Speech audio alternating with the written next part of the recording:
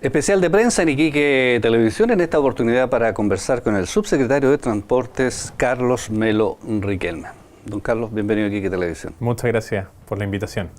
Le comentaba antes de partir la entrevista, ¿cierto? El tema de transportes, del Ministerio de Transportes en general, se vincula con el Transantiago directamente, digamos. Ahí hay una relación muy directa y también con todos los reclamos que ha tenido este sistema de transporte, a pesar de que cuando uno lee informes internacionales, en fin, dice que este es uno de los mejores sistemas, digamos, en Latinoamérica, ¿cierto?, que permite además a los usuarios, cuando hemos tenido la oportunidad nosotros de ser usuarios, ¿cierto?, de cambiarse de un bus al metro, del metro al bus, en fin, y pagar solo una tarifa, en fin, tiene una serie de garantías, y para aquellos que usamos también alguna vez la tobalaba las rejas, o qué sé yo, ¿cierto?, esas micros que corrían, ¿cierto?, como desaforados en Santiago, con el eventual peligro de accidentes, en fin, a lo mejor, claro, la gente de alguna manera no ha valorado bien este sistema o este cambio que hubo. ¿Por qué siente usted que eso ha pasado? Mira, hay razones importantes que tienen que ver con la historia y el momento inicial de implementación de este sistema. Ese proceso fue un proceso en general muy traumático y hoy en día, si uno mira para atrás, creo que todos hemos aprendido la lección de que tratar de generar estos cambios en el sistema de transporte bruscos de un día para otro no son una buena idea. Hay que trabajar en procesos continuos de adaptación de mediano y largo plazo para ir cambiando las cosas. Partió mal el tema por hacerlo, digamos, de un día para otro, exactamente. Pero esa imagen perjudica la evaluación actual, y si bien hoy en día el sistema tiene desafíos importantes que abordar, porque efectivamente en algunos sectores de Santiago hay problemas con la frecuencia, hay un tema importante que ha surgido en los últimos años relacionado con la antigüedad de los buses y el estado de mantenimiento de ellos. También, como tú decías antes, tiene muchas virtudes, partiendo por la integración tarifaria, que lo hacen ser un sistema que responde a las necesidades de la ciudad de Santiago, que obviamente necesita seguir siendo perfeccionado, que hay que aprovechar las oportunidades que se tienen para eso. Ahora hay una nueva licitación que se debería desarrollar durante este año, que nosotros estamos trabajando para llevarla adelante, que es una oportunidad de mejora, pero que en ningún caso es un sistema que hoy día no logre mover a los habitantes de Santiago. No es como para volver a las micro amarillas, digamos, o a la otra que yo te decía antes, que eran de todos colores. No, exactamente. O sea, la evolución efectivamente tuvo un costo para las personas, para los ciudadanos.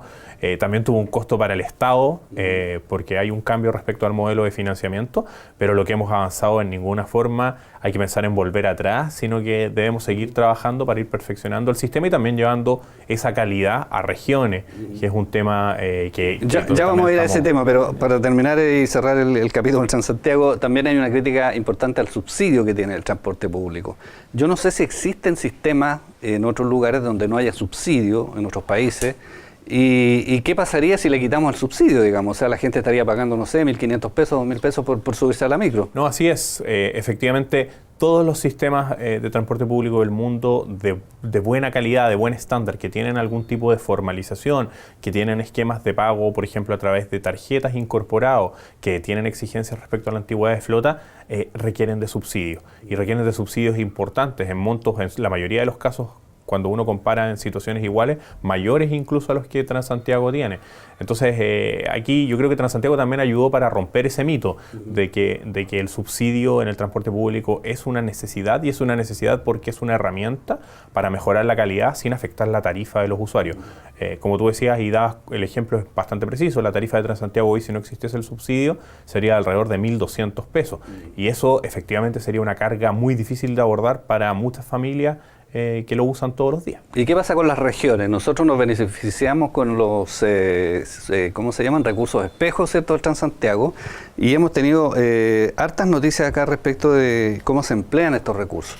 Entre otras cosas, ¿cierto?, tenemos una rebaja de tarifas de estudiantes, tenemos subsidios a las zonas aisladas, en fin, más de 3.300 millones de pesos acá en la región. Cuéntenos cómo funciona esto. ¿Se distribuye en todas las regiones igual? ¿Depende de la cantidad de personas? ¿Depende de qué tipo, digamos, de servicios se subsidian? ¿Cómo es? Mira, los fondos de espejo primero se dividen en dos partes que son importantes. Una es la parte permanente y otra es la parte transitoria. La parte permanente, la gran parte de esa bolsa que es el subsidio permanente es de administración del Ministerio de Transporte. Y la parte transitoria, en cambio, lo que se definió hacer es transferirla a los gobiernos regionales a través del Fondo Nacional de Desarrollo Regional en las mismas proporciones que se distribuyen los recursos de este fondo. Ya, es decir, no a todas las regiones va la misma cantidad de plata, sino que va un proporcional, y ese proporcional tiene que ver con la población de las regiones. Okay. Ya, esa parte que va a las regiones, cada gobierno regional va definiendo cuáles son los proyectos que ese subsidio financia en la región. Por lo general son proyectos de infraestructura. ¿Y por qué? Porque como esta parte del subsidio tiene un carácter transitorio, que en algún momento en el año 2022 se va a acabar, lo que se definió es ocupemos esa plata para hacer infraestructura, no para generar un gasto permanente, porque en algún momento supuestamente se va a acabar. Sobre la parte permanente, que es la que el Ministerio en su mayoría gestiona, el Ministerio también tiene diferentes líneas de programa, ¿ya? Quizás las más destacadas son, uno, la rebaja a la tarifa estudiantil. Como ustedes saben, y de hecho en el gobierno de la presidenta Bachelet, se amplió este beneficio para hacerlo extensivo a las 24 horas, los 365 días del año, y ahí hay un subsidio que se paga a todos los operadores en todas las regiones de Chile para que ese beneficio exista. Hay un programa también de conectividad en zonas aisladas, ¿ya? Y ese es un programa muy importante que a veces desde las ciudades es un poco invisible, pero es un foco muy fuerte donde el Ministerio invierte gran cantidad de recursos para dar conectividad a zonas que de otra forma no tendrían transporte. Acá tenemos 22 servicios de transporte público. En esta región hay 22 servicios de esta naturaleza, ya que conectan, por ejemplo, áreas como Mamiña, como Guara, que son sectores que están aislados, que tienen poca conectividad y donde es importante tener una conexión de transporte público con los centros urbanos más consolidados. Ya esto, en el caso de la región de Iquique está este ejemplo. Hay regiones donde esto es fundamental para la vida de las personas. O sea, imagínense, por ejemplo, en las regiones de Aysén o de Magallanes, donde la conectividad solamente se puede hacer por vía marítima. La cantidad de recursos que el Ministerio tiene que destinar para que existan esos servicios es muy importante. Esa es una segunda línea fundamental. La tercera línea, que es una línea que se alinea muy bien con el resto de las políticas de este gobierno relacionadas a impulsar y mejorar la calidad de la educación, son los subsidios al transporte escolar. ¿Ya? Tenemos más de 700 servicios a lo largo de Chile. Hoy, de hecho, una de las actividades que vinimos a realizar es a inaugurar este tipo de servicios en la región. Y básicamente es un servicio en el cual los estudiantes, sin ningún costo, cubierto completamente por el Estado, tienen un transporte desde su casa hacia su lugar de estudio y de vuelta todo el año escolar. ¿Y quiénes pueden acceder a ese...? A ese beneficio acceden los estudiantes de los colegios que están ubicados en zonas más aisladas. Ya, por ejemplo, uno de los servicios que vamos a ir a inaugurar mañana es la conexión del Instituto del Mar hacia todas las caletas del sur hasta Chipana. ¿Ya? Ese es un ejemplo típico de este tipo de servicios.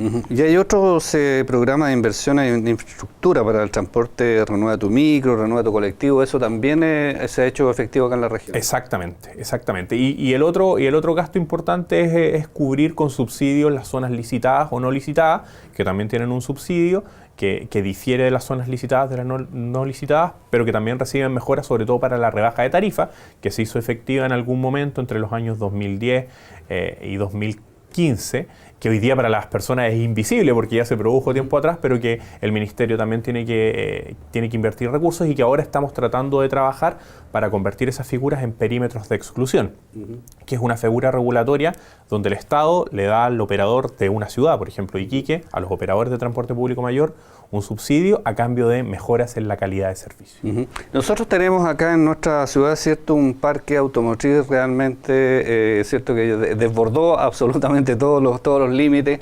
Prácticamente no hay ninguna calle de la ciudad que no esté llena de ciertos vehículos estacionados, muchos vehículos en mal estado, mucha chatarra, en fin.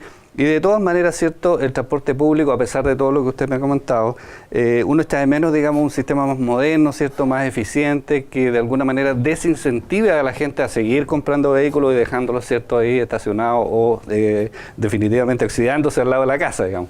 ¿Qué tan lejos estamos de un sistema de real calidad, digamos? Se acaban de inaugurar en Santiago, ¿cierto?, un par de buses eléctricos, uno sueña con un sistema como ese, estamos muy lejos todavía, es muy caro, es muy difícil trasladarse, digamos, del estándar que tenemos hoy a un sistema realmente cómodo, confortable y que logre este objetivo. Mira, nosotros a lo que aspiramos es a que esta figura de los perímetros de exclusión se convierta en el primer paso para ir consolidando ese sistema de transportes cómodo o de calidad que tú señalas. ¿Por qué? Porque creemos que es muy importante que el subsidio finalmente se transforme en mejora de calidad de servicio. Si no logramos hacer esa combinación, finalmente no vamos a poder generar mejor calidad de servicio aunque sigamos inyectando recursos en las regiones.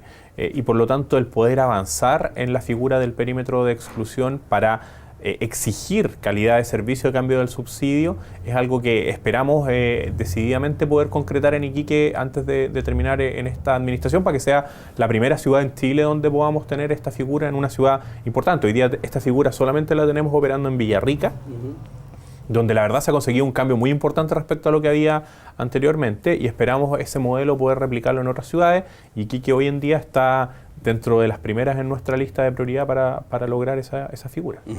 Finalmente, ustedes estuvieron haciendo una campaña de educación vial y de prevención de accidentes orientada a los conductores de motocicletas. Cuénteme por qué específicamente las motocicletas. Mira, hay un tema importante con las motocicletas. Las motocicletas son el modo, junto con la bicicleta en el resto de Chile, pero que ha incrementado su participación modal en forma más importante en los últimos años en comparación al resto de los modos. Hay un uso mucho más intensivo de la motocicleta, y si uno suma eso al hecho de que cuando uno revisa los accidentes por fatalidad, más de la mitad ocurren o en peatones o en bicicleta o en motocicletas, uno se da cuenta que la motocicleta requiere un tratamiento especial desde el punto de vista de la seguridad.